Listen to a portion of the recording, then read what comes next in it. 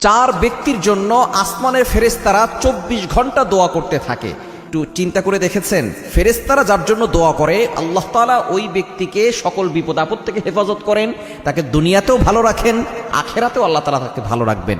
সুতরাং এই চারটি কোয়ালিটি যদি আমাদের ভিতরে ফিট করতে পারি, তাহলে আসমানের ফেরেশতারা আমাদের জন্য দোয়া করতে থাকবে।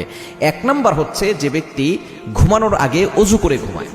নবীজি সাল্লাল্লাহু আলাইহি ওয়াসাল্লাম জানিয়ে দিয়েছেন, যে ব্যক্তি ঘুমানোর আগে ওযু করে ঘুমাবে, আল্লাহ পাক রব্বুল আলামিন তার জন্য একজন ফেরেশতা নিযুক্ত করে দিবেন।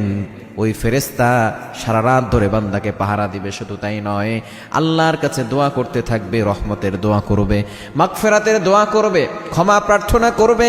শুধু তাই নয়, বান্দার মনের যে আশাগুলো আছে, আকাঙ্ক্ষাগুলো আছে, এই সব কিছুর ব্যাপারে আল্লাহর কাছে দোয়া করবে। শুধু তাই নয়, আসমানের ফেরেশতারা দোয়া করতে থাকবে। আল্লাহ পাক রব্বুল আলামিন সাথে সাথে ওই বান্দার জন্য